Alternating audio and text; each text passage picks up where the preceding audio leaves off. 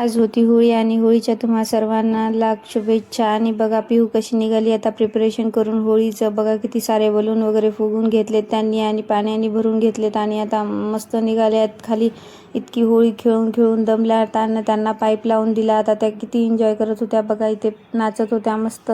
1 तास त्यांनी असा पूर्ण डान्स केला आणि आता बघा मला तर त्यांना बघून ना असं वाटत होतं माझं बालपणच मी एन्जॉय करत आहे। किती निरागस असताना बालपण इतकं सुंदर वाटतं, ते पाहून असं वाटतं आपण आपलंच बालपण एन्जॉय करत आहोत। लेकरांमध्येच आपलं बालपण लपलेलं असतं, असं असतं का खरंच? आपण किती सुंदर असतं बालपण, किती छान, कधी जाऊच नाही असं वाटतं।